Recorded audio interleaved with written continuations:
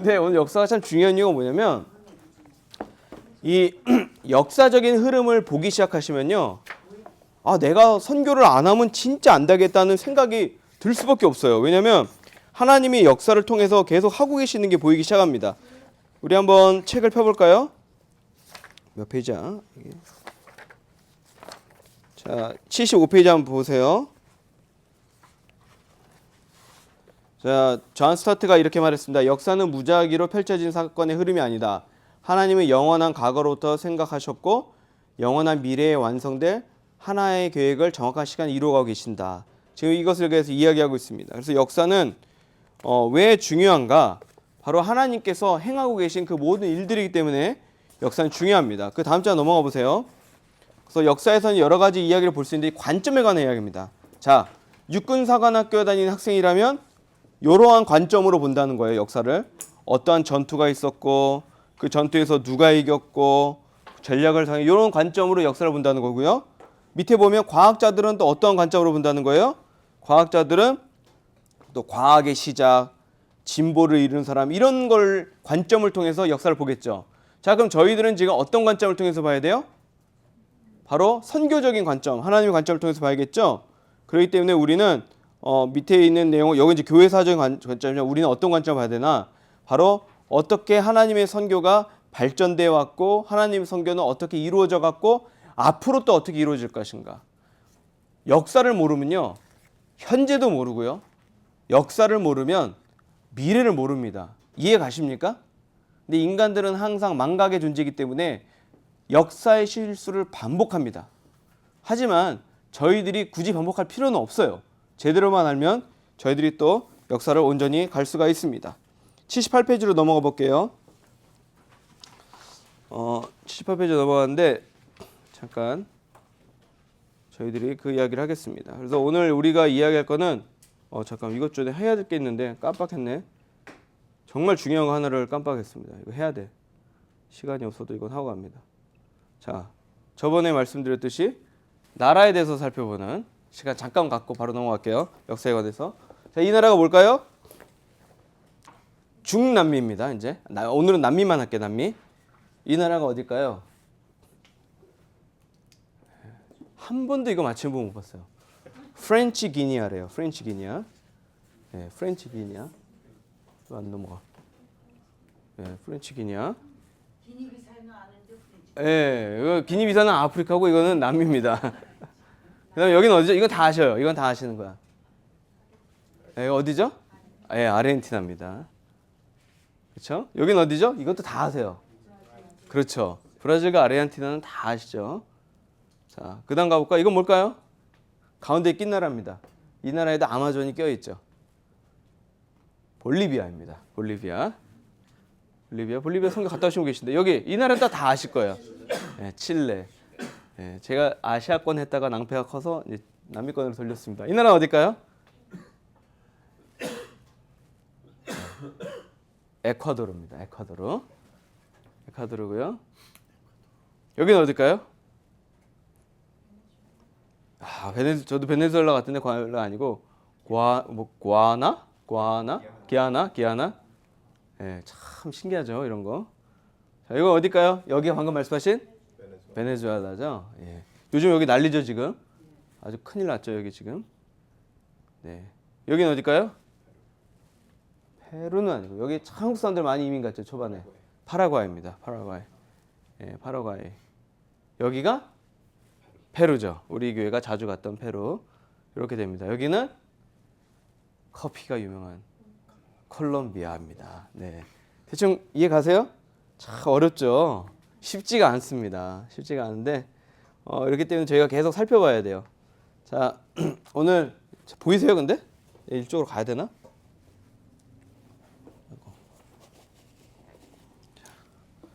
자, 오늘 그 히스토리에 관해서 보게 되는데 히스토리는 히스토리라기 때문에 히스토리입니다.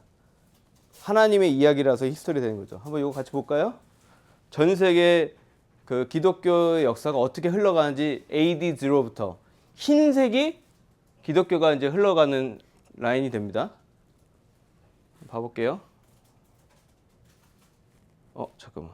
이거 넘어가면 안 되는데. 넘어가지 마.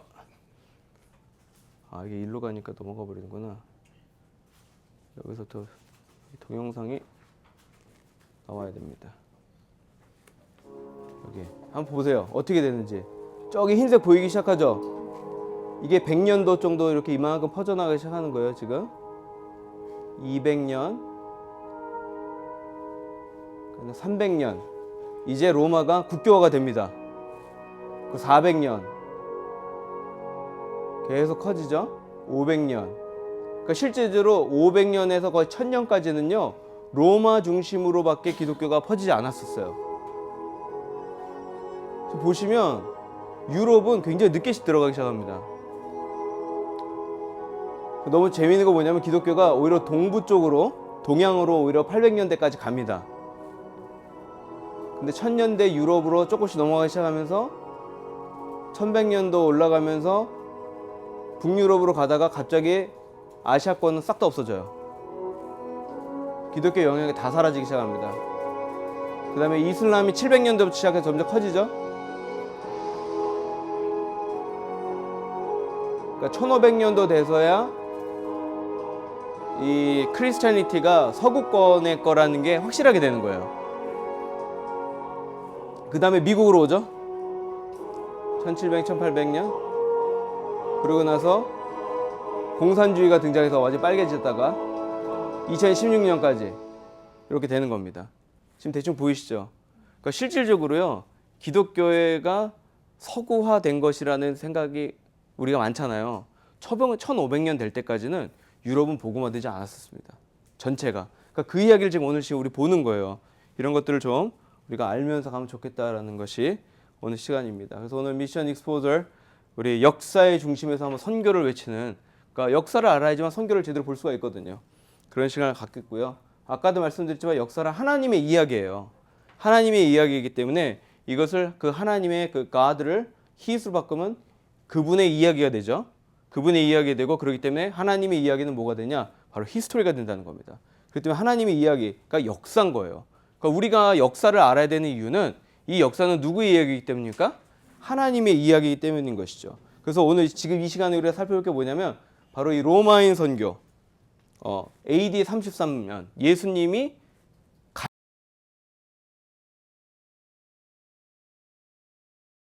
역사를 저희가 지금 살펴보겠습니다. 78페이지 볼게요. 78페이지를 보면 여러 가지 내용이 나와 있는데 78페이지 두 번째 문단 보면요, 어떻게 됐냐면 기독교가 지속적으로 이렇게 확장된 이유는 바로 타고난 전달 가능성의 밑줄을 그어보세요. 그러니까 즉 뭐냐면요, 복음은요 가만 놔둬도 자기가 스스로 퍼져갈 만한 능력이 있다는 겁니다. 그리고 한때는 거기 옆에 있는데 이 밑줄 한번 그어보세요. 중요한 거예요.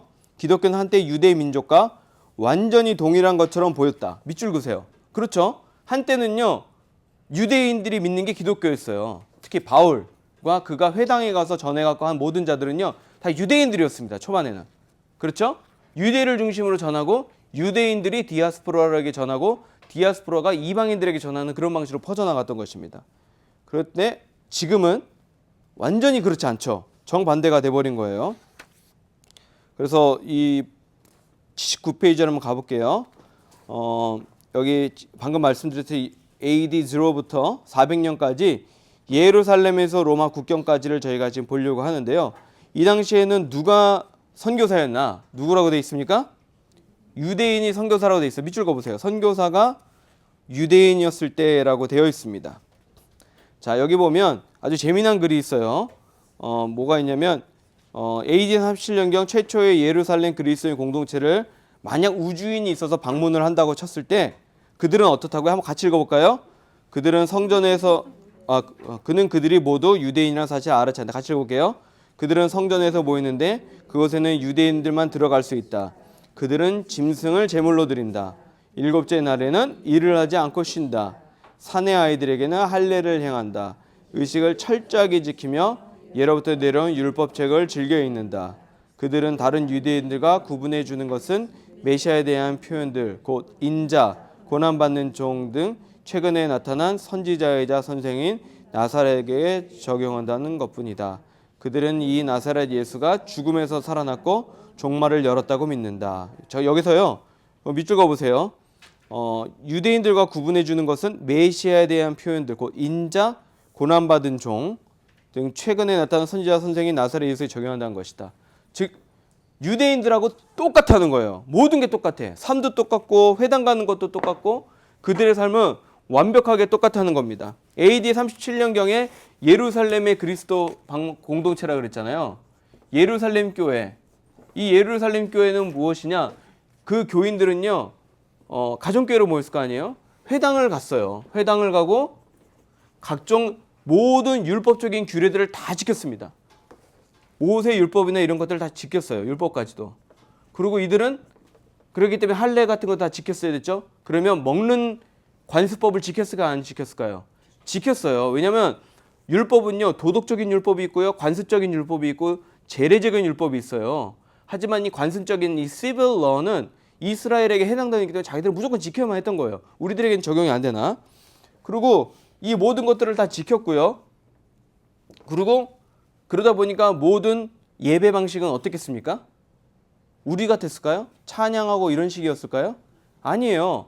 유대인들의 예배의 모든 형식을 그대로 따랐다는 게 바로 AD 37년경에 그 당시의 교회의 모습이었습니다. 그러니까 이때는 즉 선교사가 누구였어요? 다 유대인들이었잖아요. 예수님의 제자들이 선교사가 돼서 온 세상으로 나갔잖아요. 그 선교사들이 다 누구였어요? 인종적으로 유대인들이었던 겁니다. 심지어는 바울도 이방인들의 선교사라고 하지만 유대인이었잖아요. 즉 이 시대에는 모든 선교사들이 유대인이었어요. 이게 중요합니다. 왜냐하면 유대인들이 유대인의 관습과 유대인의 법으로 예수님을 믿었어요. 어떻게 믿었느냐? 올 메시아, 인자, 고난당한 자, 이 모든 메시아에 대한 여인이 누구라는 걸 믿은 거예요? 예수님이라는 걸 믿은 거예요. 그렇기 때문에 그들은 보통 유대인들하고는 구분이 되었지만 모든 삶의 방향은 다 유대인들하고 동일했던 겁니다. 여기 밑에 봐보세요. 맨 밑에 보면요. 여기 한번 옆에 쫙 밑줄 그어 놓으시고 그러니까 단락을 좀 표시해 놓으시고 초기 기독교 믿음과 관행이 밑줄 그으세요. 유대적이었다는 사실을 잊지 말라. 오순절 이후 베드로와 야고보와 요한은 밑줄 그으세요. 계속해서 성전에서 예배를 드렸다. 그다음에 거기 밑에 또 나와 있죠. 뭐라 나와 있습니까? 유대인 중에는 믿는 자가 수만 명이 있으니 다 율법의 열성을 가진 자라라고 되어 있습니다. 그렇죠? 네, 이거 꺼져버렸네. 네, 우리 예수님의 제자들과 되었고 아까도 말씀드렸듯이 부활하심을 믿고 율법책을 철저히 지켰고 성전에 모이고 짐승을 제물로 드리고 유대인들이 다 공동체였다는 거예요. 그리고 방금 읽었듯이 율법의 열성을 가진 사람이 수만 명이 있었다는 겁니다. 그렇죠? 근데 그 문제가 뭐냐? 그 다음 주랑 가보세요. 근데 문제가 뭐였냐면요. 그러다 보니까 난 유대인적인 삶을 살고 유대인의 생활을 하다 보니까 복음을 전할 때 어떻게 믿으라 그러겠어요? 우리 집사님이 이방인 여인이에요. 제가 만약 유대인이라고 가갖고 믿을 때 제가 뭐라 그랬어요? 요즘 같으면 교회 한번 가실래요? 이랬잖아요. 그 당시에 뭐라 그랬어요? 회당 한번 가보실래요? 그럼 회당 가면 어떻게 해요? 사람들 밥 먹을 때 어떻게 해요? 이방이라고 막 떨쳐놓고 먹고 막 이럴 거 아니에요. 그래 당시 이방이니까 회당 온 거 좋지만 저기서 식사하세요. 막 이런 식으로 했을 것이고 그리고 예배를 드릴 때 어떻게 했어요? 그들의 제례대로 예배를 드렸을 거 아닙니까? 모든 게 다 유대적이었다는 거예요. 근데 여기에 반기를 들고 난 사람이 있습니다. 어마어마한 혁명적 인물이죠. 사실 저번 시간 마지막 강의 이게 있었는데 제가 그건 스킵했어요. 오늘 이 시간에 다룰 거기 때문에. 누가 등장합니까? 바울이 등장을 합니다. 바울이 등장하는데요. 바울이 어마어마하게 이것 때문에 심지어는 바울이요. 그 당시에 예수님의 제자들하고도 부딪혀요. 말이 안 되죠. 그리고 예수님의 제자 물론 다 사도잖아요. 바울도 예수 그리스도의 정한 사도긴 하지만 예수님과 직접 살닿고 살았던 사도들하고 붙는 거예요. 바울이 굉장히 힘든 삶을 산 사람입니다. 사실 알고 보면. 그래서 바울이 무슨 이야기를 했나? 유대인으로 개종하지 않아도 온전한 하나님의 백성이 될 수 있다는 것을 강조를 합니다. 자, 80페이지 맨 위에 보면요. 다른 유대인들 바울과 바나바는 이방인들에게 믿음을 전하면서 밑줄 그으세요. 유대인이되라고 요구하지 않았다. 그 다음 또 밑줄 그으세요. 별표 치시고 바울과 바나바는 복음을 뭐 했다고요? 비유대화하고 있었다. 밑줄 그으시고 별표 치세요. 이게 기가 막히게 중요한 사실입니다. 비유대화했다는 사실이요. 이 이야기를 해가지고 당신이 예수님을 믿는데 유대인이 필요 없습니다. 음식 원하는 거 드시고요. 우리가 하는 거 안 하셔도 됩니다. 뭐만 하면 돼요? 예수님이 우리의 구주인 것을 믿기만 하면 된다는 거죠. 그래서 오직 믿음이 나온 거예요, 사실. 그 이야기를 하니까 이것 때문에 그 옆에 보여. 이 문제로 적지 않은 다툼과 변론을 했다 그래요. 적지 않은 다툴라 변론. 그래가지고 하게 된 게 뭐냐면 바울과 유대 지도자들끼리 대립이 돼서 사도행전 15장에 보면 예루살렘 회의, 예루살렘 공의회가 열립니다. 최초의 공의회가 예루살렘에서 바울과 예수 그리스도의 사도들과 교회 지도자들이 모이는 거예요. 왜 모이냐? 이 바울이라는 사람이 분명히 하나님께서 예수님께서 세운 사도는 맞는 것 같은데 하는 방향이 불손한 거예요. 한번 생각해 보세요. 지금은 좀 많이 변했지만 우리가 선교지 갈 때 우리 한국의 이 영성이 있잖아요. 우리 한국의 영성이 뭐가 있습니까? 선교지 가면 해야 되는 게 있어요. 불도저처럼 밀고 교회를 세워야 돼요, 우선. 그렇죠? 그리고 우리는 뭘 해야지 마음이 뿌듯해요. 새벽기도 안 하면 난리 나잖아요, 선교지에서. 아니 어떻게 새벽기도를 안 해? 근데 선교지 가는데 어떤 선교사님이 새벽기도 하지 마세요. 괜찮아요. 교회도 필요 없어요. 우리끼리 모이면 돼요. 막 이런 식으로 한다고 봐요. 이게 이질감이 있는 거예요, 이질감. 무슨 말인지 이해 가시죠? 뭐든지 우리에게 익숙한 것들이 있습니다. 우리 베델 한인교회에 익숙한 선교적 분위기가 있어요. 그래서 사실 뭐가 힘드냐면요. 베델 교회와 다른 교회가 연합해서 사역하는 거 쉽지가 않습니다. 왜냐하면요. 그분들은 그분들 나름대로의 자기의 영적인 색깔이 있어요. 그러다 보니까 같이 모여놓으면 내 생각과 그 생각이 너무나 달라. 그래서 어려울 때가 참 많아요. 그래서 저는 개인적으로는 연합해서 가는 걸 참 주의합니다. 왜냐하면 다른 교회 분들하고 연합해서 갔을 때는 부딪히는 게 너무 많아요. 그리고 목회자로서 제가 아무리 수행이라고 다른 교회 성도들한테 뭐라 그럴 수 없잖아요. 그렇게 하시면 안 된다 이렇게 말 못 하거든요. 우리 교회 교인들에게는 참아주십시오라고 말이라도 하는데 그게 안 통해요, 사실은. 그래서 참 어려운 점이 많은데 마찬가지예요. 바울과 그들이 모여가지고 회의를 하게 됩니다. 그래가지고 어떤 일이 일어나는가? 바로 보면요. 그 옆에 밑줄 그어보세요. 바울의 소수파 운동을 계속 허용하기로 결정한 것이다. 자, 여기 뭐라 돼 있죠? 이방인 중에서 하나님께 돌아온 자들을 괴롭게 하지 말고 밑줄 그으시고 별표 치세요. 지금 이방인들이 하나님께 돌아오는 것을 괴롭게 하지 말라 그러고 결정이 난 거예요. 즉 그들이 어떠한 모습을 가지고 오든지 오직 믿음으로만 된다는 것을 분명히 확인을 이때 한 것입니다. 그렇죠? 그렇기 때문에 그래서 갈라디아서 어떤 유대인 형제들을 가르치되 율법대로 할례를 받지 아니하여 능히 거지 못하라고 막 그렇게 했지만 그게 아니라는 거죠. 이게 아니 이게 초창기에 예. 그 예배를 갖다 짐승을 예. 잡고 그러잖아요. 짐승을 잡고 그랬습니다. 근데 원래는 그렇게 하면 안 되는 게 있었는데 그래도 그 당시에는 이게 산발적으로 좀 제대로 믿지 않았던 자들이 자기들끼리 이렇게 지낸 적도 있었어요. 그죠? 그러니까 중요한 것은 뭐냐면요. 결국은 어떻게 되는가? 바울과 바나바는 무엇을 했는가? 복음의 비유대화. 복음이 유대인들에게 속한 것이 아니라는 거예요. 방금 읽었던 게 나오죠? 그래서 그들을 괴롭게 하면 안 된다라고 되어 있습니다. 한 밑줄 다시 거볼게요. 복음에 입혀진 유대 문화의 옷을 조심스럽게 벗겨내고 밑줄 한번 거보세요. 새로운 말과 개념으로 다시 옷을 입혔다. 새로운 말과 개념 다시 밑줄 쫙 거시고 별표 쳐보세요. 이게 아까 뭐예요? 복음의 유동성과 경직성 기억나세요? 이 복음을 옷만 벗겨낸 거예요. 복음을 바꾼 게 아니고 옷만 벗겨내서 유대인의 옷을 벗겨가지고 새로운 말과 개념으로 이방인들에게 갈 수 있도록 한 것. 이해 가시죠? 그래서 제가 계속 복음의 유동성과 경직성이 아까부터 계속 강조했던 이유가 이게 바로 복음의 비유대화입니다. 옷만 벗겨내지 않은 거예요. 그렇게 됐습니다. 자, 한번 밑으로 내려가 볼게요. 무엇이 이방인들을 끌어당겼는가? 결국 누가 끌어당긴 거예요? 거기 뭐라 돼 있어요? 예수님이라는 겁니다. 이게 핵심입니다. 예수님의 동그라미 좀 쳐보세요.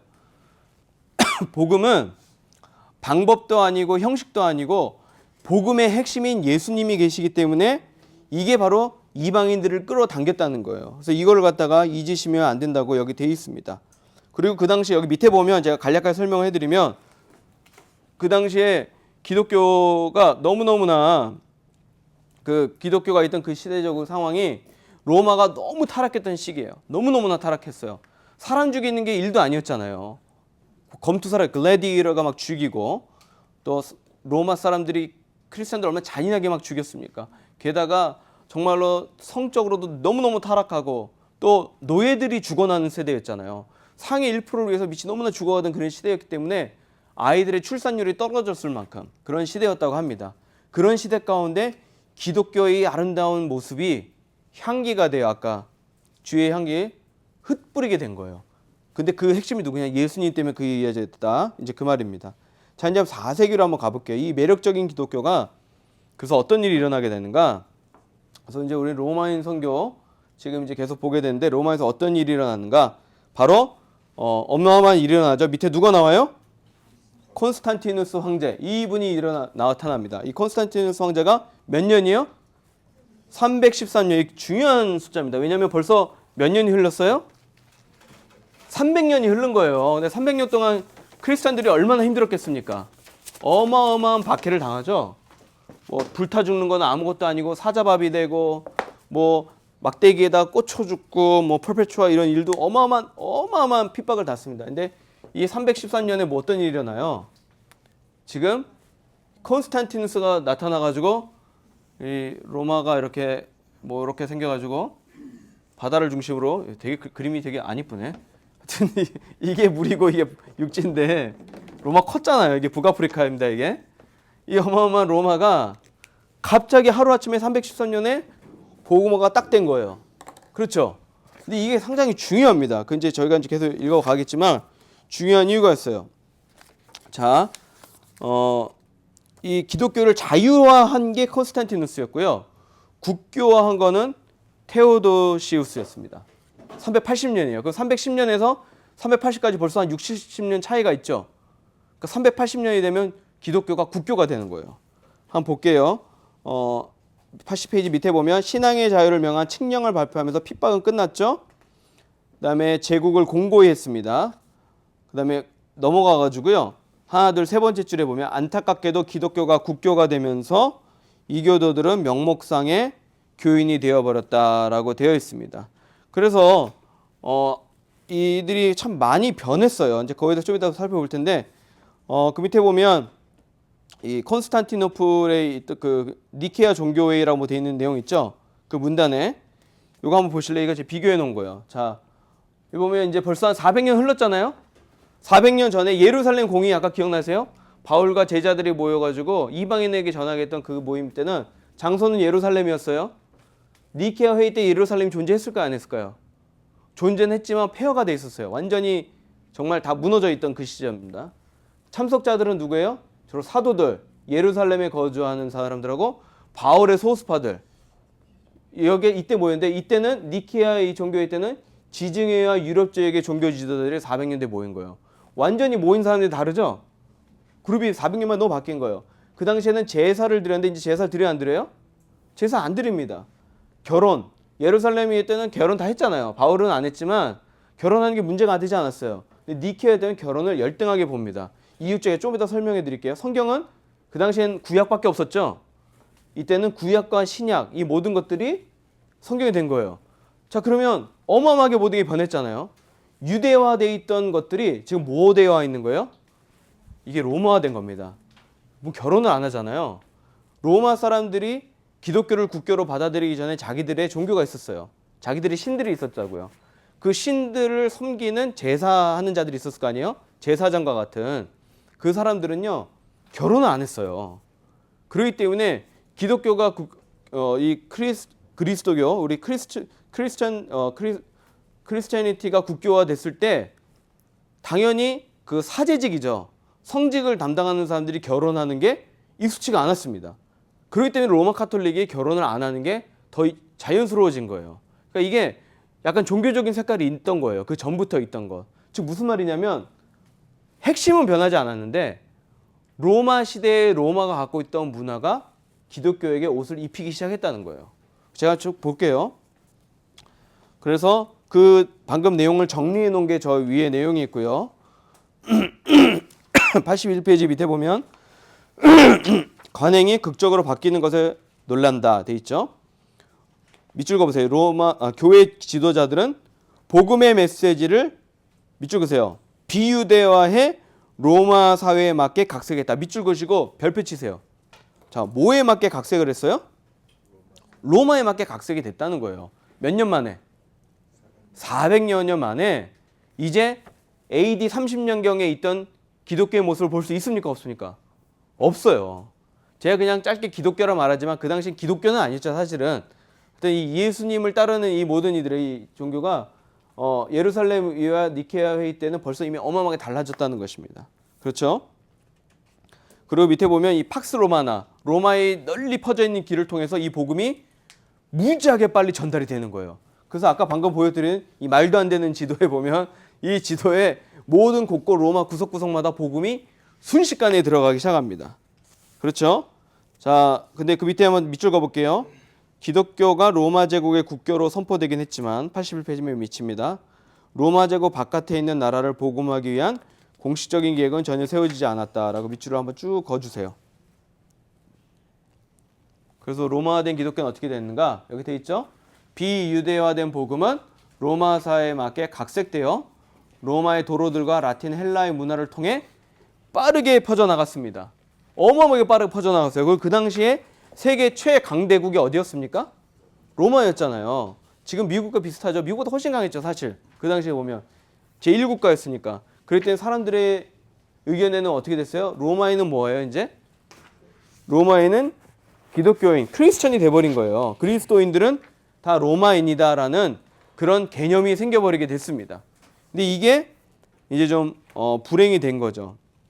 그래서 사실 4세기까지 기독교가 얼마나 많이 갑자기 펼쳐지냐, 이 모든 지역, 이 모든 파란 지역이 다 기독교가 이제 이 그리스도교가 펼쳐 나가게 됐다는 겁니다. 진한 파란색으로 보이는 거 있죠? 이 진한 파란색이 사실은 AD 한 300년까지의 그런 그리스도교도가 이제 제대로 그 퍼져 있던 곳이었고요. 근데 313년도에 자유화가 되잖아요. 자유화가 되면서 300년에서 600년 사이 이 모든 지역들이 다 이렇게 그리스도교화가 되었다는 것이죠. 그래서 어떻게 되냐면 82페이지를 보세요. 거기 보면 4세기 로마 제국은 로마인과 그리스도인이라는 용어를 혼용할 정도로 가까웠다. 밑줄 한번 그어보세요. 지금 뭐가 됐냐면 이제는 똑같은 거 우리랑 미국 그러면 뭐예요? 북한 사람들에게 미국 그러면 저 뭐라 그러지? 저 제국주의 이러면서 기독교인들 막 욕하잖아요. 미국 하면 공식이 뭐예요? 다 그런 사람들은 모여있다고 생각을 하지 않습니까? 마찬가지예요. 로마 그러면 다 이 그리스도인들만 모여있는 그런 나라로 이제 생각한다는 것이죠. 근데 한번 생각해보세요. 이 큰 나라에 이 모든 사람들이 다 회심했겠어요? 이 지역에 누구 살고 있었는데 자기는 아직 옛날에 뭐 그런 이상한 거 믿고 있었는데 어느 날 갑자기 우리는 이제 그리스도 교인이 되었습니다. 이러는 거예요. 근데 교회도 안 가봤어. 그럼 이 사람들은 입장에서는 어느 날 갑자기 내 종교는 바뀌었어요. 종교는 바뀌었는데 자기 삶은 어때요? 똑같은 거예요. 마찬가지입니다. 이렇게 나라가 갑자기 국교화가 될지라도 안 믿던 사람들이 갑자기 신앙이 생긴 게 아니잖아요.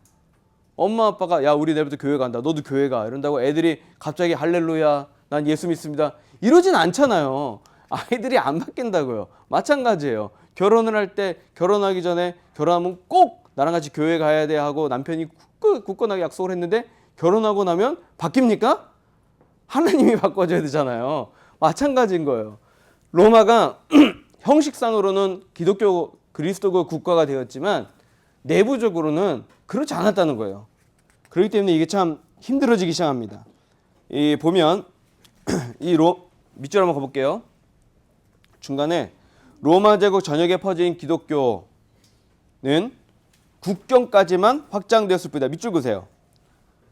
국경까지만 확장돼 갔어요. 그리고 더 복음화되기 위해서는 어떻게 돼야 됩니까? 복음을 어떻게 된다고요? 비로마 밑줄 그시고 별표 치시고 돼지고리 땡땡. 너무너무 중요해. 이거 오늘 이것만 제대로 이해하면 그냥 오늘 이 시간 책 닫고 가도 돼. 이해 못 하셨죠? 끝까지 한번 가볼게요. 비로마화하는 게 너무너무 중요했다는 거예요. 왜 그러냐? 그 밑에 이제 나오는데 이 북아프리카 히포 여기 뭐가 있냐면 튀니지가 있어요. 제가 저번에 튀니지에 그 단기 선교 갔다 왔는데 이 튀니지에 아주 유명한 사람이 살았습니다. 누가 살았냐면 바로 어거스틴이 살았어요. 지금 그 나라 사람들은요 어거스틴이 누군지도 몰라요. 너무 슬프지 않아요? 이 유명한 세인 어거스틴을 몰라요. 그 나라에 사시던 분인데 이 어거스틴조차도 거기 살 때 베르베르 사람들이잖아요. 그 종족들이 이 튀니지에 있는 사람들이 복음을 듣기 위해서는 로마식으로 문화도 알고 글도 알고 이래야지 전할 수 있다라는 그런 생각에 젖어 있었다라는 것입니다. 그분이 잘못됐다는 게 아니고 모든 사람들이 다 그렇게 생각했다는 거예요. 로마화가 되면 당연히 복음은 흘러 들어가니까 로마화부터 시키자는 거죠. 이제 그런 개념이었다는 것입니다. 그렇기 때문에 여기 보면 뭐 430년 야만인들이 히포를 포위하고 공격할 때 어거스틴은 죽어가고 있었다. 그 복음이 더 빨리 전해졌으면 이런 좀 참담한 일보다는 더 좋은 일이 있었겠죠. 이제 그 이야기를 하는 겁니다. 그 다음에 이제 야만인 선교 400에서 800년으로 넘어갈게요. 자, 이제 로마 시대에서 갑자기 야만인으로 넘어가요. 세계 역사가 얼마나 웃긴지 아세요? 로마의 기가 막히고 어마어마한 역사가요. 그래도 계속 갑니다. 나라가 분열되고 쪼개지고 이래서 가지만 찬란한 문화의 역사는 이제 점점 빛이 일어나기 시작해요. 그리고 실제로 어느 시점에는요 다 사라져 버립니다. 기가 막힌 거예요. 그러다가 나중에 부활돼요. 참 어마어마한데, 자 이제 복음이 누구한테 찾아갔나? 고트족에게 찾아갔습니다. 고트족 들어보셨어요? 여기 밑줄 한번 가볼게요. 82페이지 밑에 보면 고트족이라는 게르만 부족, AD 3세기에 로마 제국으로 건너 밑줄 그으세요. AD 3세기. 3세기부터 로마로 들어오기 시작했어요 이미. 자, 밑줄 그으세요. 그 중에 젊은 울필라스와 그의 가족도 있었다는 겁니다. 근데 고트족을 제가 좀 설명을 해드린 이유가 원래 고트족은 스웨덴 쪽에 살았대요. 정확한 건 몰라요. 근데 뭐 그렇다고 이야기를 하는데 고트족들이 나중에는 이동해가지고 이쪽에 살았습니다. 이게 유럽의 동편이죠. 유럽의 동편에 살았어요. 그러니까 저게 376년도에 팔이 짧아가지고 여기 살았다는 건데 여기가 로마 동편 쪽에 살았다는 거예요. 그러니까 지금 이 책에서 말하는 AD 3세기에는 어디예요? 이쪽에 지금 살았다는 거예요, 고트족들이. 근데 이 고트족들이 점점 내려와가지고 안쪽으로 이동해 가죠. 이 흐름이 일어나기 시작하는데 이것 때문에 로마의 역사가 바뀌게 돼요. 그래서 이걸 사실 이해하면 참 좋거든요. 한번 제가 계속 말씀을 드릴게요. 조금 이따가 또 설명을 해드리겠지만 울필레스라는 사람이 고트족에 등장을 하는데 그 시기는 언제냐? 고트족들이 로마 동편에 올려 살 때입니다. 그거 이해하고 지금 가볼게요. 자, 그러면 로마인들이 이 게르만 부족들이 고트족들이 여기 살면서 이제 힘은 약하지만 로마하고 이렇게 계속 마찰이 있었겠죠. 옛날에 우리나라도 이렇게 오랑캐들이 막 들어와가지고 약탈해가고 해적 들어오듯이 그런 식으로 돼가지고요. 이 로마인들을 사로잡아가는데 그 사로잡아간 사람 중에 하나가 누구였냐? 울필라스였습니다. 82페이지 맨 밑에 보세요. 젊은 울필라스의 그의 가족들이 있었다. 밑줄 그어보세요. 이들이 포로로 잡혀가서 현재 터키의 갑바도키아, 갑바도키아죠. 오른편에 있는 이 갑바도키아 지역에 잡혀 있어서 살은 거예요. 그러니까 갑바도키아 그리고 저 동북 유럽 이쪽은 다 그 당시에 고트족들이 이렇게 살았던 지역인 거예요. 저 당시에. 그리고 여기서 그는 어떻게 되는가? 잡혀갔잖아요. 잡혀갔는데 그 사람들이 로마인이에요? 아니죠. 누구예요? 고트 사람들이잖아요. 로마 사람이 고트 사람에게 들어가서 고트 사람처럼 살게 된 거예요. 그럼 어떻게 된가? 결국은 이 포로로 잡혀가면서 고트족 언어와 라틴어와 헬러를 능통하게 배우게 됩니다. 그래서 이제 울필라스에 관한 여러 가지 말이 많지만 많은 정설은 그 울필라스의 어머니는 고트족, 소아시아에 살던 고트족 출신이었다라는 이야기가 있습니다. 아버지는 기독교인이었다라는 말이 또 있고요. 근데 이게 정확한 건 없어요. 왜냐하면 조금씩 말이 다 달라요. 책마다. 근데 이 이중 문화를 경험하게 된 거예요. 그러니까 우리로 따지면 뭐 1.5세인 거예요. 그러니까 잘 살고 있다가 로마에 어쨌든 잘 살고 있다가 잡혀서 갔어요. 그래가지고 이제 원시적인 문화를 가지고 있는 이 고트족과 살게 되면서 고트 언어도 알게 되죠. 어렸을 때 썼던 라틴어, 헬러를 능통하게 배우게 돼요. 그래서 이중 문화를 잘 감당하게 되는데 이분이 어떻게 됐냐? 나중에 다시 로마로 돌아가요. 로마로 들어가서 거기서 신학을 배웁니다. 신학을 배우고 로마에서 이 울필라스를 고트족들을 위한 지도자로 세우게 됩니다. 근데 지도자로 세웠는데 오른쪽 편에 볼게요. 그 두 번째 줄에 첫 번째 줄 이중 문화를 경험하다. 이중 문화에 동그라미 치시고 동그라미 치세요. 자, 그 밑에 줄에 보면 콘스탄티노플에 공부한 후 감독으로 임명돼서 이제 고트족을 같이 가는 거예요. 그리고 고트족을 복음하기 위해 북쪽으로 되돌아갑니다. 여기 뭐 아리우스주의라 나와 있는데 사실 아리우스주의는요 그 당시에 이 사람들이 좀 헷갈려 했는데 결국 이단이 됩니다. 왜냐하면 아리스주의는요 예수님의 신성을 어느 정도 인정하는데 예수님을 태초부터 계신 분으로 이해하지 않고 하나님이 만들어낸 창조물적으로 이해를 해요. 그래서 이제 나중에 문제가 되긴 하는데 그래서 아리우스주의를 가르치긴 했어요. 근데 로마 사람들이 싫어했던 이 고트족들에는 영향력이 컸고 그 밑에 보면 그의 가장 큰 일은 뭐냐면 고트족에게 문자를 만들었어요. 이 밑줄 한번 보세요. 문자를 만들어줬습니다. 자, 문자를 만들어 없는 사람들에게 문자를 만들어주고 성경을 번역해줬어요. 보이세요? 중간에 문자를 만들어주고 번역을 해주고 게르만어로 쓰인 최초의 기록, 최초의 문자 기록을 만들어준 사람이 누구예요? 지금 울필라스입니다.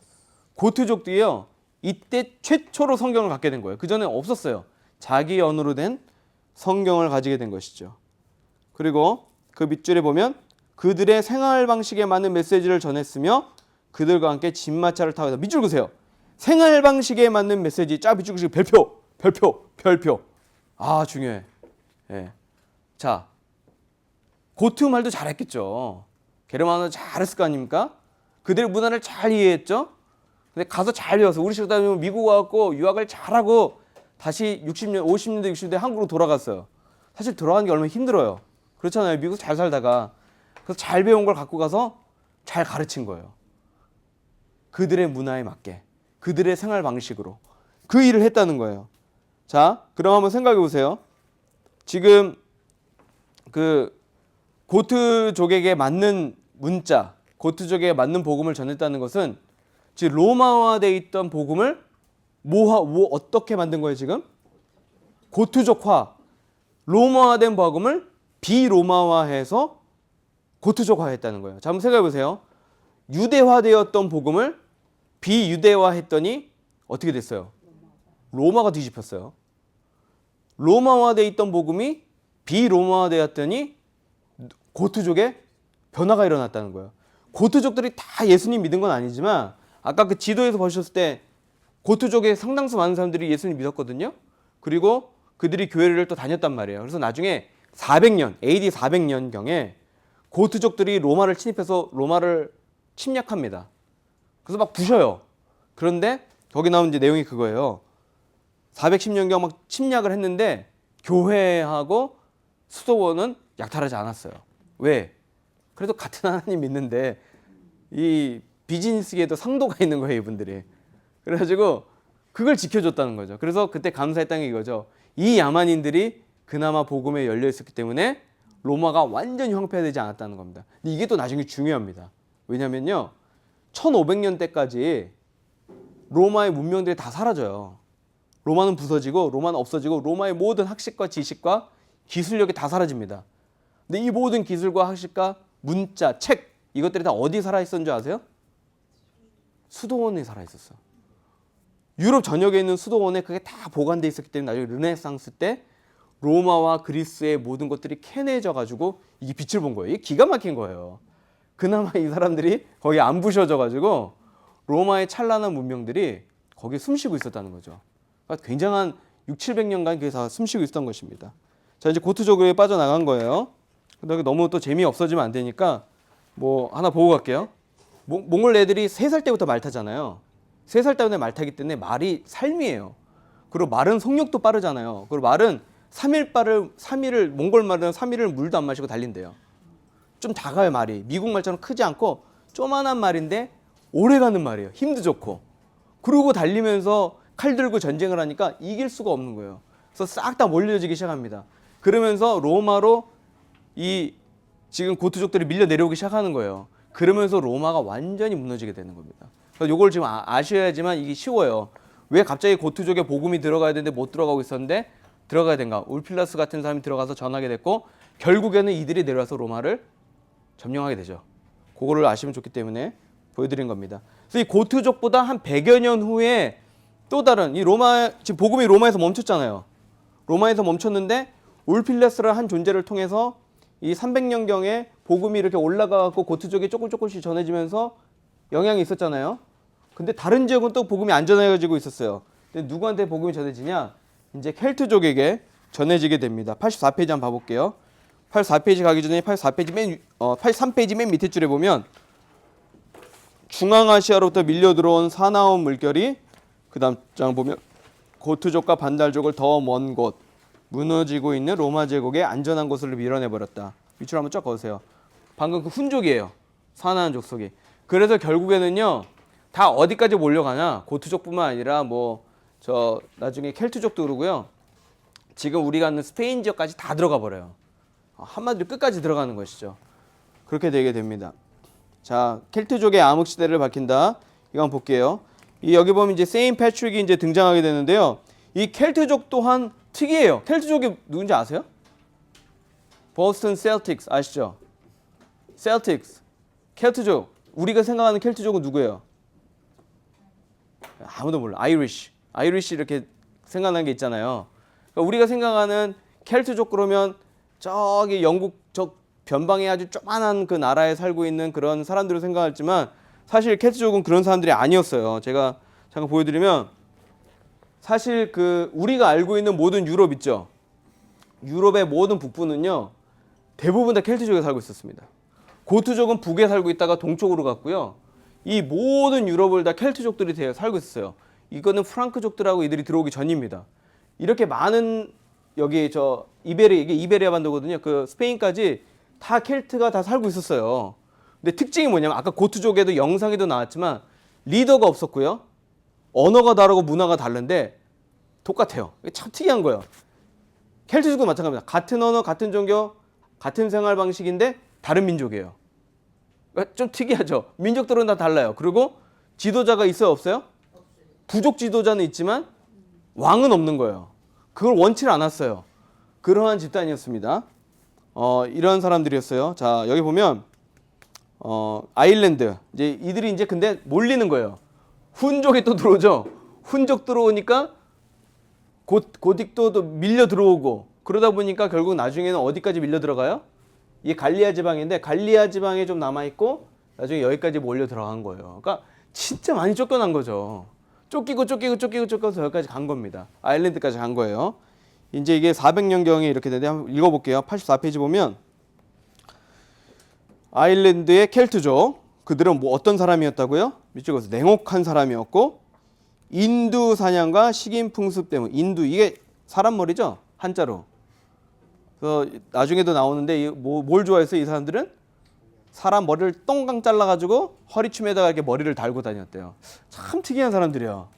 굉장히 잔인했다고요 이 사람들이. 이런 사람이었고 식인 풍습이 있었기 때문에 AD 400년 경인데도 다 싫어했다는 거죠 이들을. 그런데 이들의 어마어마한 일이 일어났는데 바로 여기에 복음의 역사가 일어나기 시작합니다. 이 역사가 일어나는 게 누구냐? 누구 때문이냐? 이제 세인 패트릭인데 그 전에 켈트족 보면 거칠고 냉혹하고 군대를 소중히 여기고 나라를 세우지 않았고 아까 말씀드렸죠? 개별적인 부족 생활을 선호했고 그리고 이제 뭐 이런 오피즘을 세워가지고 그들이 살게 됩니다. 그래서 우리 켈트족에 관해서 잠깐 2분짜리 영상 좀 봐볼게요. 성 패트릭 데이 아시죠? 세인 패트릭스 데이. 이분이 굉장히 유명한 분이에요. 그래서 한번 볼 텐데 이분이 왜 그렇게 됐는가? 자, 84페이지 밑에 볼게요. 아일랜드가 아닌 브리튼에서 태어난 패트릭의 아버지. 그러니까 패트릭의 아버지는요 켈트족이 아닌 거예요. 지금 브리타니아가 반은 로마 거였어요. 영국의 밑에 반은 북쪽은 아니었지만, 근데 브리타니아에서 태어난 거예요. 로마에서 태어난 이 패트릭의 아버지는 집사였고, 패트릭의 할아버지는 또 뭐였어요? 목사였습니다. 이거 굉장히 뼈대 있는 집안이죠. 근데 그 어떻게 됐어요? 그가 10대였을 때 밑줄 보세요. 켈트족 침략자들이 그를 유괴의 아일랜드의 종으로 팔았습니다. 그러니까 켈트족의 종으로 팔려간 거예요. 근데 그는 그 이름 부름에 감사했다고 되어 있습니다. 왜냐하면 나중에 이제 보면요, 그가 잡혀서 살다가 꿈에서 하나님의 계시를 받고 도망쳐 나와요. 그래서 자기가 살던 곳에서 다 도망쳐 나옵니다. 그런데 그 하나님의 부르심 때문에 그가 이제 다시 수도사가 되고 성직자가 되어서 공부를 하고 성직자가 돼가지고 나중에 어떻게 됐어요? 어디로 돌아가요? 자기가 노예 생활을 했던 이 켈트족이 있는 아일랜드로 돌아가게 된 거예요. 사람 머리를 치고 사람을 잡아먹는 그런 풍습을 갖고 있는, 아까 봤죠? 누가 내 도끼 건드렸어 승질내잖아요. 이러한 사람들이 있는 켈트에게 이가 돌아가게 됩니다. 그래서 그게 어떻게 되는가? 중간에 보세요. 하나 둘 셋 넷 여섯 번째 줄인가? 그의 사역의 열매로 수십만 명이 세례받고 수백 개의 교회가 세워졌습니다. 그리고 콜롬바와 콜롬바누스 같은 지도자에게 영감을 불어켜가지고 아이오나와 린디스판 같은 선교 훈련 센터를 건립해서 복음을 땅끝까지 전하기로 맹세한 페레그리니를 선교사로 보냈다. 이 페레그리니가 지금으로 따지면 유랑 전도사예요. 이런 사람들을 유럽 전역으로 보내게 됐다는 것이죠.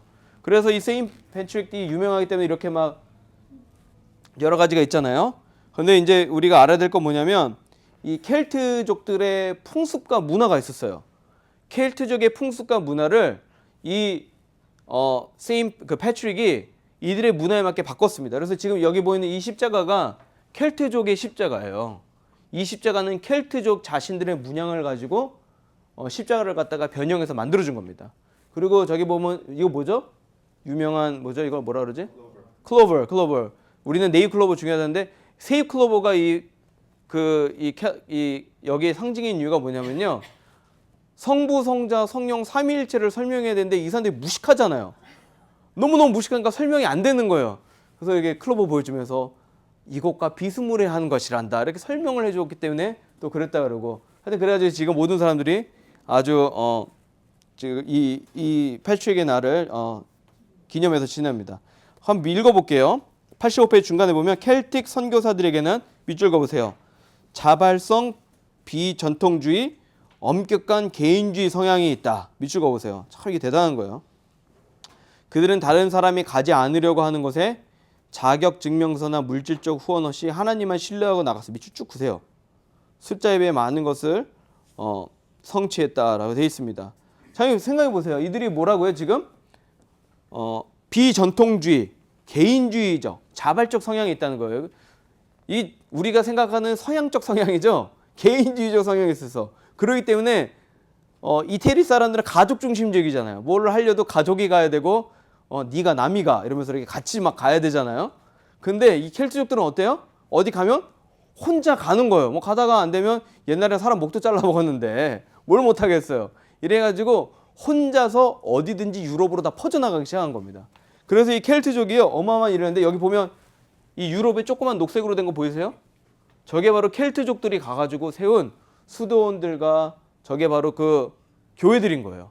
이 사람들은 완전히 그 각계 전투로 개개인 혼자 가가지고 저런 일을 갖다가 수도 없이 합니다.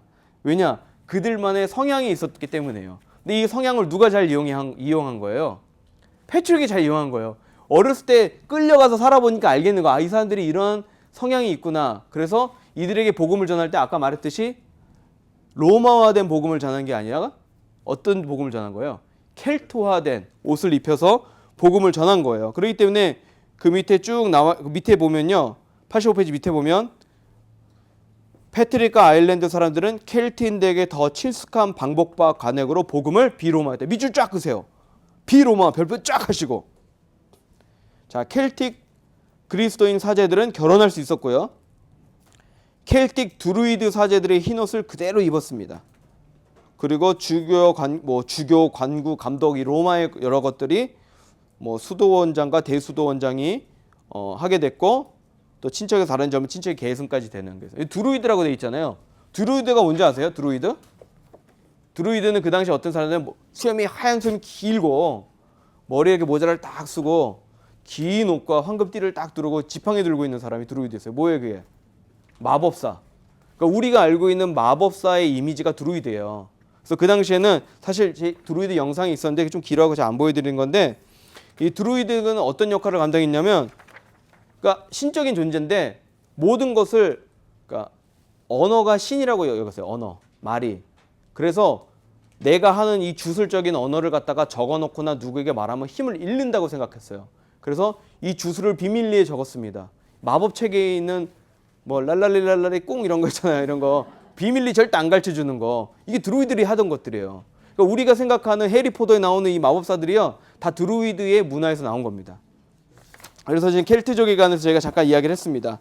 그래서 그들의 문화에 맞추게 하고 넘어가 볼게요. 86페이지를 보면 이게 중요한 게 나옵니다. 자, 사실 85페이지 중간에 잠깐 이야기를 했었는데 안 한 게 있는데 600년, 700년 이때 이루어진 수많은 주석과 수많은 기독교적인 그 그리스도교적인 여러 가지 번역본들은 다 켈트족에 있어요.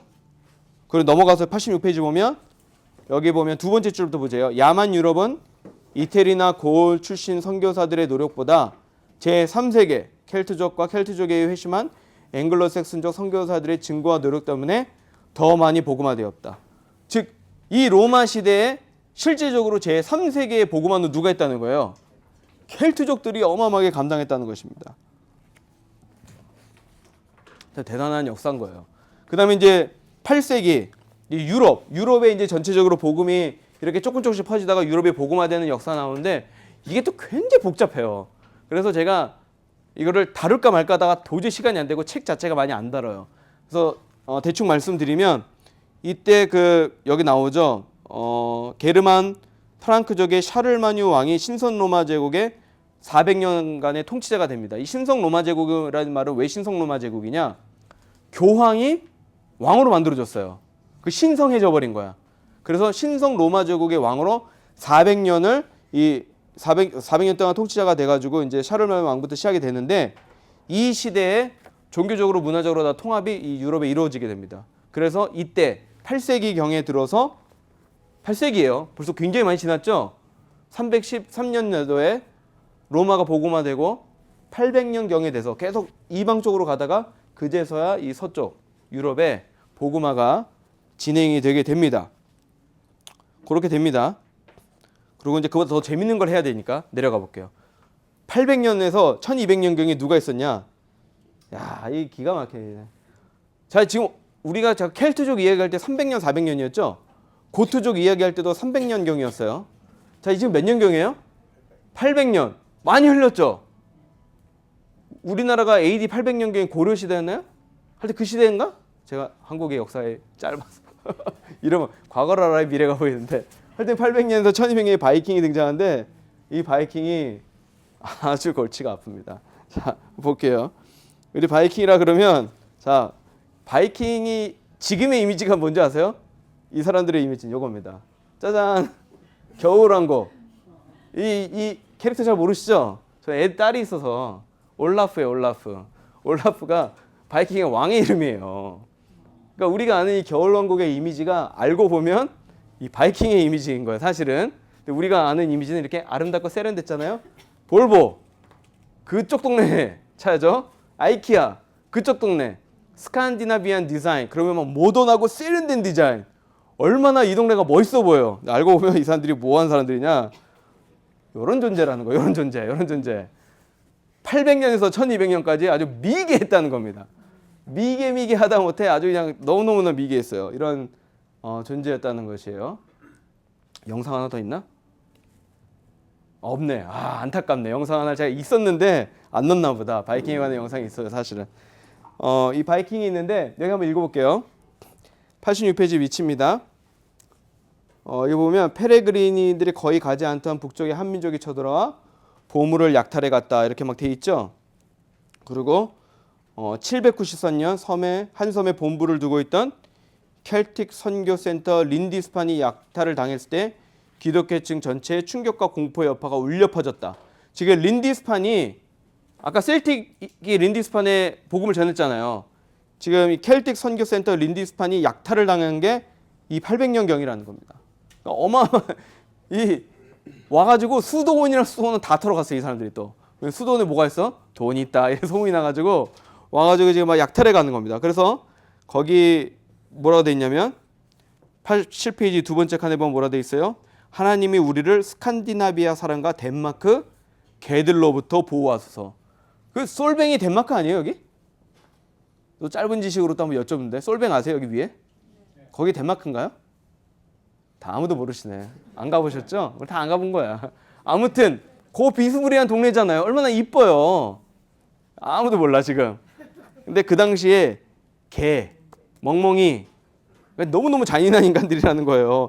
제발 이들로부터 보호해달라는 게 기도인 거예요. 저희 딸이 제가 문을 잘 안 잠궈서 야 너 도둑 들어온다 가르쳤더니 얘가 밤마다 기도할 때 뭐라고 하다 하나님 오늘 밤에 도둑 안 들어오게 해주세요가 똑같아서 야 이제 안 들어와. 그냥 그기도 그만해야 된다 이러는데 마찬가지인 거예요. 이 당시에 아이들의 공포와 두려움의 대상이 스칸디나비아에서 몰려오는 이 바이킹이었다는 것이죠. 근데 이들에게 어마어마한 일이 일어나는데 어떤 일이 일어나는가? 목사들과 여자들을 포로로 잡아가. 왜 우리를 잡아갔을까?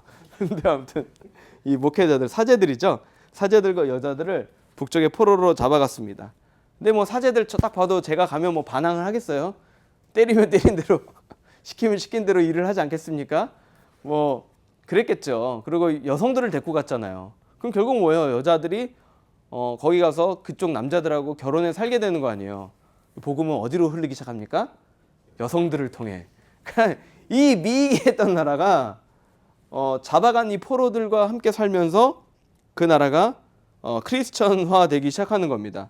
거기 밑에 한번 볼게요. 중간이요. 전사들은 사제들과 여자들을 북쪽으로 끌고 간대요. 밑줄 가보세요. 여자 북쪽으로 끌고 갔는데 그들이 기독교 신앙도 함께 가지고 갔다 이렇게 돼 있죠. 그래서 여기서 조금씩 뿌리를 내리게 됐고 그 밑에 중간 보면 10세기, 12세기에 걸쳐 밑줄 쫙 그세요. 1000년이 흘렀어. 1000년. 10세기, 12세기에 걸쳐 기독교 신앙은 스칸디나비아 반도에 퍼졌다. 덴마크, 노르웨이, 스웨덴 이 멋진 나라들에 이때 퍼지면서 뭐가 됐어요? 수렁에서 사람을 바치는 일, 사람을 제물로 바쳤어요. 1000년 때까지, 1000년, 1200년 때까지 덴마크나 여기서는 사람을 제물로 바쳤는데 이 일이 없어지게 된다는 것입니다. 그리고 이때부터 어떤 일이 일어나는가? 바로 이 바이킹들이 어마어마하게 회심하는 일이 일어나요. 근데 이게 어떻게 일어나는가? 마찬가지예요. 아까도 말씀드렸듯이 비로마화, 비문화화된 복음이 누굴 통해 들어간 거예요? 포로들을 통해 들어간 거잖아요. 그들과 함께 살면서 삶 가운데 이 그리스도 교인들이 살면서 그들이 변화되기 시작되는 거죠. 그러니까 사실 요즘에 저희들이 표방하고 있는 선교도 약간 이런 거잖아요. 비즈니스를 하면서 그 지역에 들어가서 살면서 그들과 하나가 돼가는 거. 그러니까 결국 뭐냐면요. 선교가 복음을 전하는 것도 중요하지만 함께 살아가는 게 중요하다는 거예요. 함께 살고 그게 바로 그 모라비안들의 방법이기도 해요. 그래서 그런 일이 일어났다는 것입니다. 그래서 기독교가 1386년까지 이 모든 바이킹 지역들이 다 이제 기독교화가 되는 일이 일어나기 시작한다는 거지. 바이킹이 어마어마했어요. 보시면 700년대, 800년대 영국 약탈하죠. 로마 약탈하죠. 스페인 약탈하죠. 내려가서 다 약탈해 갔어요. 그러니까 그만큼 바이킹이 대단한 일을 많이 했습니다. 오, 동영상이 있었네. 뒤에 있었네. 제 AD 0부터 1200년까지 지금 제가 살펴본 거예요. 1200년까지 복음을 이렇게 서서히 빠르게 가지 않았습니다. 그리고 아까도 말씀드렸지만 서유럽이 복음화되는 것도요 800년경인 거예요. 지금 유럽이 지금 북유럽까지 된 게 1200년경까지 됐지만 북유럽이 아직 다 끝나지 않았어요. 그러니까 유럽이 복음화되고 러시아까지 복음화되려면 사실 1500년까지 가야 돼요. 그러니까 어마어마하게 많은 시간이 걸렸다니까. 우리가 오해하시면 안 되는 거는 서구화된 복음은 사실 얼마 안 됐다는 거예요. 우리가 아는 몇백 년 그 사이지 실질적으로 이 모든 복음이 이렇게 흘러가는데 오랜 시간이 걸렸습니다. 여기 87페이지 보면요. 이슬람의 대두가 나는데 이슬람은 사실 지금 1200년이 아니고 7세기예요. 7세기. 과거로 확 돌아가서 7세기에 이슬람이 대두가 되기 시작했고 그 당시에 북아프리카 지역하고 이미 스페인까지 이슬람이 다 들어갑니다. 대충 머리에 그려지세요? 그러니까 지금 우리가 아는 북아프리카 뭐 이집트 뭐 그리고 뭐 튜니지아, 모로코 이런 데가 싹 다 이때 다 들어가요. 그리고 스페인까지 다 들어가고 그 밑에 1200에서 1600년까지 되어 있는 게 있는데 이게 뭐냐면 이 사라센이요. 이슬람을 그 당시에 사라센이라고 불렀어요. 그래서 이제 사라센 선교라고 이렇게 되어 있는데 이 사라센 선교의 핵심은 뭐냐면 선교도 아니죠. 어떤 일이 일어났냐? 십자군 사건입니다. 이 십자군이 이 오랜 400년 동안의 이 전쟁을 통해서요. 끊임없이 십자군들이 들어와서 사실 제가 시간만 있으면 십자군을 더 이야기하고 싶은데 십자군 때 어마어마하게 많은 군인들과 또 병력들이 예루살렘을 탈환하기 위해서 가다가 결국 어떤 일이 일어납니까? 무고한 사람들을 무지무지하게 많이 죽이게 돼요. 그리고 심지어는 어떤 일이 일어났는가? 갔는데 그냥 돌아오기 뻘쭘한 거예요. 그래서 어디를 공격하는가? 이스탄불, 지금 이스탄불이에요. 콘스탄티노플을 갖다가 공격해가지고 심지어는 그리스도인들이 사는 그 수도를 공략해서 거기에 있는 모든 물건들을 다 뺏어가지고 서유럽으로 돌아갑니다. 그래서 사실 이스탄불에 어마어마하게 많은 보물들이요. 이때 다 없어졌다 그래요. 그러니까 자기가 목적을 잃어버리고 스스로 공격하는 일이 있기 때문에 이 1200에서 1600년대에 살아난 이 십자군 때문에 지금도 이슬람은 기독교를 싫어합니다. 지금도 십자가를 싫어해요. 왜요? 십자가만 보면 죽여버리니까. 십자가 깃발 갖고 죽였잖아요. 그래서 지금 사실 지금도 역사상의 가장 치욕적이고 굴욕적인 사건이 뭐냐? 이 십자군이에요. 그럼 생각해 보세요. 복음화가 되기 위해서는 어떻게 된다 그랬어요? 복음화가 되기 위해서는 내 옷을 벗고 복음을 다른 옷을 입혀서 들어가야 되잖아요. 비유대와 비로마와 비켈틱화, 비고토화 돼야지만 복음이 흘러 들어가잖아요. 근데 십자군은 뭐 한 거예요? 칼과 총은 없었으니까 칼을 들고 내 방식대로 복음을 전한 거잖아요. 안 된다는 거예요. 복음은 억지로 전해지는 게 아니라는 겁니다. 강요로 될 수 있는 게 아니라는 거예요. 그래서 그 교훈을 좀 배우시면 좋겠고요. 89페이지 가면 이제 여기서부터는 1600년대부터 2000년대, 그러니까 400여 년 동안 어마어마하게 일어났던 이 시대, 마르틴 루터부터 시작했던 이 시대로 이제 넘어가게 되는데요. 여기 한번 밑줄 가볼게요. 개신 두 번째 줄입니다. 개신교 종교개혁에서 문화적 이슈들이 담당한 역할에 대해서 거의 알지 못한다. 같은 기간 카톨릭에서 영적 개혁들이 많이 일어났다. 성경으로 돌아감, 거룩한 삶에 대한 열망, 복음적인 설교에 이르기까지. 네, 북유럽 국가들은 왜 카톨릭에서 이탈해 나갔는가? 변동의 근본 원인은 라틴 문화, 게르만 문화 간의 차이와 관련이 있다. 이거 한번 기억해 주시면 좋겠어요. 이것에 대해서 여러 가지 의견들이 있는데 그 당시에 그 뭐 면제부니 뭐니 너무너무 카톨릭이 썩었기 때문에 자성의 움직임은 있었다 그래요. 근데 자성의 움직임에 있었음에도 불구하고 왜 굳이 이쪽 서부 유럽 쪽은 완전히 떨어져 나갔는가? 그 이유가 문화의 차이라고 말하는 겁니다. 즉 게르만 사람들이 그들에 맞는 문화와 그 전통을 가지고 있는데 라틴화된 것은 그들하고 맞지 않았다는 거예요. 그러니까 아까도 말씀드렸듯이 비라틴화되는 것이 필요했는데 그게 필요하다 보니까 결국은 종교교육에도 영향을 끼쳤다라는 말이 되는 거예요. 그래서 북유럽 국가들은 게르만 전통과 문화에 맞는 예배와 신학을 경험하려는 바람에서 일어났다. 즉 루터는 독일어로 글을 썼잖아요. 그렇죠? 성경을 독일어로 번역을 했잖아요. 즉 라틴어로밖에 읽을 수 없는 성경을 번역을 한 겁니다. 그리고 일반인들에게 복음을 해서 비라틴화를 했죠. 그리고 또 카톨릭은 어때요? 그 여러 가지 이렇게 의식적으로 하잖아요. 근데 이 게르만은 그게 아니잖아요. 그리고 아까 셀틱도 보면 개개인적으로 가서 하는 거 이런 거 좋아하잖아요. 즉 그들에게 맞는 예배와 그들에게 맞는 문화로 이 모든 것들이 변화되기 시작했다는 것이죠. 그래서 이 모든 일이 그 종교개혁으로 인해서 이게 많이 변화됐습니다. 근데 한 가지 여기서 다루는 게 뭐냐면요. 종교개혁이 다 좋았는데 하나 연약한 것이 뭐였냐면 선교적인 거였어요. 왜냐면 그 당시에 이 루터와 종교개혁이 일어나면서 뭐 칼뱅으로 가면서 선교가 중요함에도 불구하고 우리 초기의 종교개혁자들이 선교적인 사명에 대해서 다루긴 해요. 어떤 사람들은 오해해요. 칼빈이 선교적인 걸 다루지 않았다라고 오해하는 분들이 계신데 그건 아니에요. 칼빈은 분명히 선교적인 것을 말을 하는데 로마는 지금까지 어마어마한 기간을 갖다가 수도원을 세우고 복음화를 하는 데 있어서 조직적인 체제가 있었지만 그게 없는 거예요. 그러다 보니까 실제적으로 이 종교개혁 이후 선교적인 역량이 갖춰지기까지는 1700, 1800년까지 가야지만 그 일들이 일어나게 된다는 것입니다. 그 이야기 종합해 놓은 거예요. 근데 거기 예외가 있다. 뭐냐? 89페이지 맨 밑에 모라비안 교도 밑줄 그거 별표 한번 쳐보세요. 거기 보면 니콜라우스 폰 진젠도르프 이름도 힘들죠. 진젠도르프가 이 백작이 1722년 모라비에서 온 난민 한 무리를 자신의 사유지에 정착하게 했습니다. 넘어가 볼게요. 그 여기서 독특한 아주 특별한 기도 운동이 일어나는데 100여 년 동안 밤낮으로 기도하는 이 기도의 운동이 일어나게 되죠. 그리고 여기서 그 그린란드 원주민 2명과 인도 출신 흑인 노예 1명을 만나면서 선교사를 보내달라는 호소에 감동을 해가지고 선교사를 보내는데 어떻게 보내는가? 밑줄 가볼게요. 모라비안식 선교는 승려 노동자 집단을 보내 비그리스도인 사이에 살면서 그들을 가르치도록 하는 것이다. 밑줄 그세요. 그 선교사들은 신학이 아니라 전도 훈련을 받은 평신도들이었다. 그들은 후원을 받지 않고 가서 자신들이 복음을 전하고자 하는 사람들과 함께 일했다. 겨우 20년 만에 이 작은 집단은 개신교 전체가 200년 동안 보낸 것보다 더 많은 선교사들을 파송했다. 밑줄 그세요. 이게 중요한 이유가 뭐냐면요.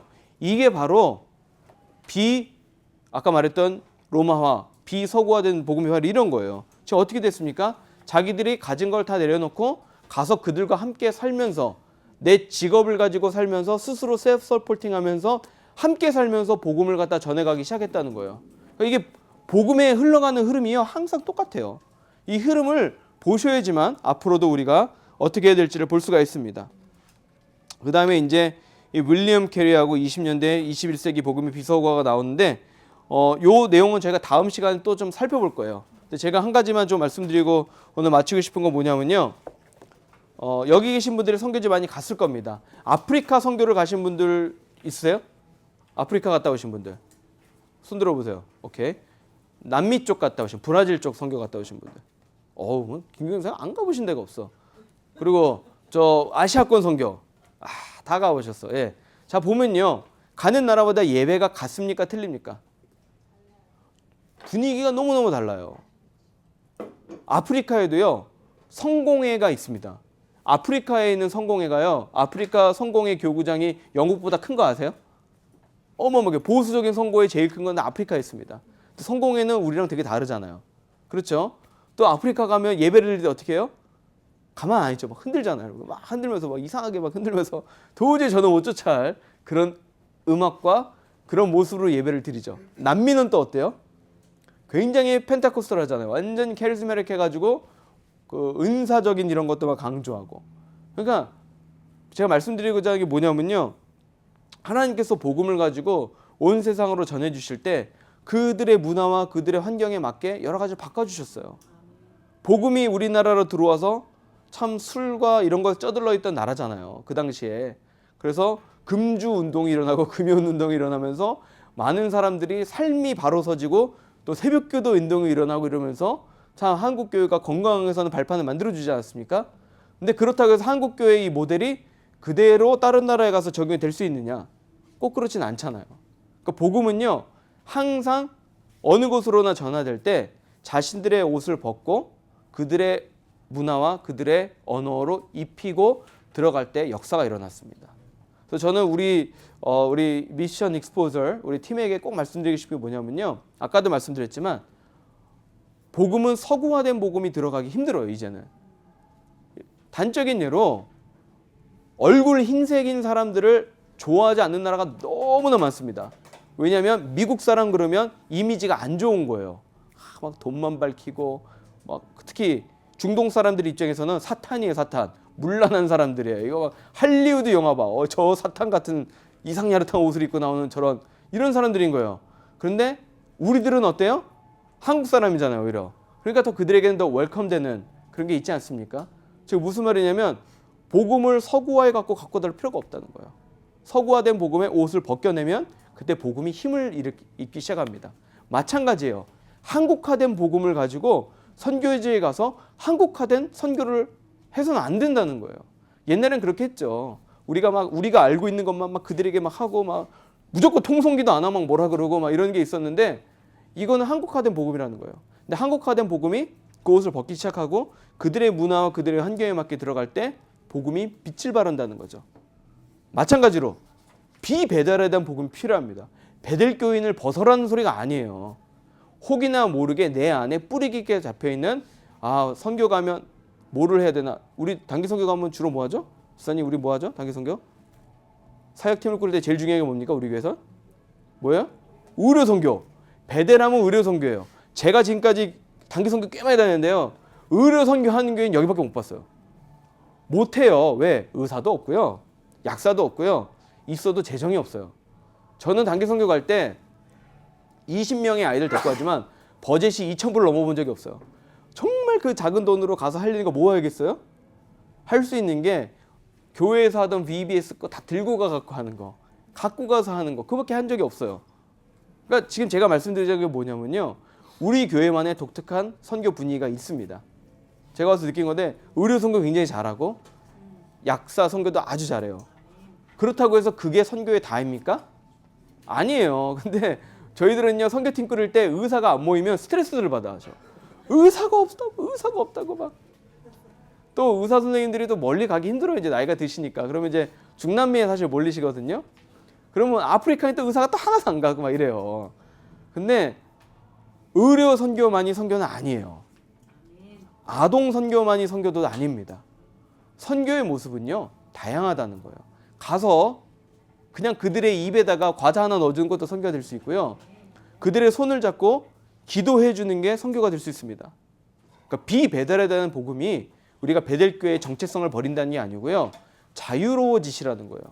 그래서 저는 작년부터 계속 단기 선교팀에게 강조한 게 뭐냐면요. 의사가 없으면요. 전 데리고 가지 말라 그래요. 근데 이게 힘들어 하시더라고. 그럼 하나님을 신뢰하고 하나님이 하시는 거에 맡기면요. 의사가 없고 약이 없고 재정이 없고 심지어는 아동사역 할 만한 사람이 없을지라도 누가 선교하시는 거예요? 하나님이 선교하신다는 거죠.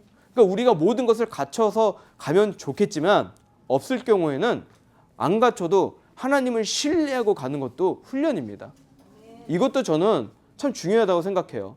우리가 많은 경우에는 내가 하던 거에 익숙해져 가지고 내가 하던 것만이 옳다고 생각할 때가 참 너무 많거든요. 그래서 여기 계신 우리 익스포저 팀에게 제가 한번 권면해 드리고 싶은 것은 무엇이냐면요. 특별히 단기 선교 가실 때 전 여러 군데를 가시면 좋겠어요. 친하게 다니신 분들이 계시면 같이 가세요. 친하게 같이 다니신 분들이 다른 나라도 여러 군데를 좀 가보시면 좋겠어요. 왜냐하면 지금 역사를 통해서 쭉 보셨죠. 만약에 여러분들이 지금 켈트족의 문화 안에서 그들의 선교만 봤다면 다른 사람들의 선교 이해할 수 있겠습니까? 없어요. 로마 시대의 것만 계속 보고 사셨다면 로마 바깥에서 일어나는 선교적인 상황을 이해할 수가 없다는 것입니다. 즉 우리는요. 많은 지역과 많은 곳에서 일어나고 있는 선교를 갖다가 이해하기 시작해야지만 하나님이 하고 계시는 것을 보기 시작해요. 그리고 하나님이 하는 이 흐름을 보기 시작하면요. 내가 어떻게 선교에 동참해야 되는지가 보이기 시작합니다. 그래서 제가 오늘 이 한 과에 많은 시간을 들여서 이 시간을 특별히 한 이유가 뭐냐면요. 과거를 알아야지 미래가 보여요. 정말입니다. 선교의 흐름을 알아야지 앞으로의 선교의 흐름이 보이기 시작해요. 여기 계신 모든 분들이 하나님의 사명자로 불렸잖아요. 가족도 마찬가지예요. 아들에게 너 왜 이렇게 교회 안 다니냐고, 너는 왜 도대체 왜 이렇게 말 안 듣냐고 말하기 전에 우리도 우리의 옷을 벗고 한국식의 그 문화가 있잖아요. 우리는 뭐라 하죠? 명령하면 따라야 되고 어떻게 해야 되는 그런 모든 것을 벗고 그들의 관점에서 한번 생각해보고 그들과 동화돼 가지고 그들에게 복음을 전하고 우리 자녀들에게도 그들과 함께 생활을 해보면 또 다른 일이 벌어질 수 있다는 거예요. 그러니까 이게 선교적인 상황뿐만 아니라 전도도 마찬가지잖아요. 그들의 삶과 문화를 모르고 어떻게 전도하겠습니까? 그래서 이것들을 좀 알고 우리가 나가는 우리 팀이 되기 좋겠습니다. 그래서 우리는 비서구화, 비한국화, 심지어는 비배달화된 복음을 가지고 복음의 순수함만 가지고 이 선교지로 들고 나가는 우리 팀원들 되시기를 소원합니다.